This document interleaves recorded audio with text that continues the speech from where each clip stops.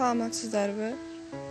Бекмамат Осмонов атындагы Жалал Абад мамлекеттик университетинин Жалал Абад колледжинин СРК Конжети тайпасынын студенти Алимкулова Арзыгүл Мардамбековнадан калкты иш менен камсыз кылуу жана аны жөнгө салуу предметинен кайтарым байланыш окутуучу Ташматова Айнагүл Акылбековна.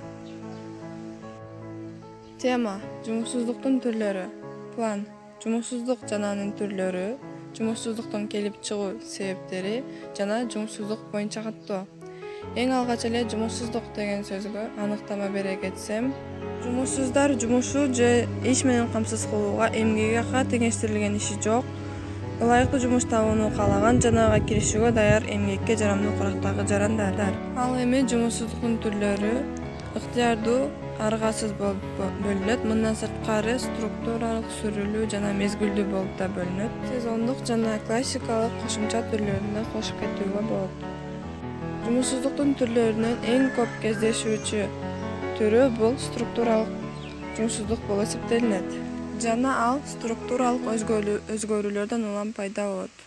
Жумушчулардын саны көбөйүп, коомдо чоң бир көйгөйлөр жаралат. Сүрүлүү же фрикциондук жумушсуздук өз ыктыяры менен иштен чыгып, башка жумушка орношуу үчүн жүргөн ортодогу аралык болуп эсептелинет.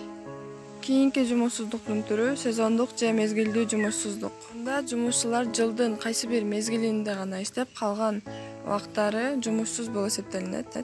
Ал эми жумушсуздуктун келип чыгуу себептери ар түрлүүчө болуп эсептелинет. Мисалы, иш орундарынын аздыгы, кризис, миграция, айлык акынын аздыгы, өз ара келишпестиктер, структуралык өзгөрүүлөр жана башкалар болуп эсептелинет.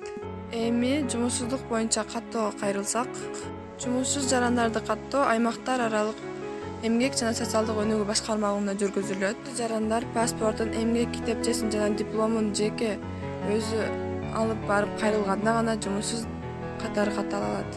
Катталган күндөн тартып 10 күндүн ичинде ылайыктуу жумуш табылбаса, ал расмий түрдө жумушсуз деп эсептелинет. Жана ал жаран жумушсуздук боюнча жөлөкпул алууга укуктуу боло алат. Дүйнө жүзүндөгү эң бир глобалдуу маселелердин бири жумушсуздук болуп саналат. Анын кесепети дүйнө экономикасына, элдин социалдык абалына терең адистер айтып келүүдө.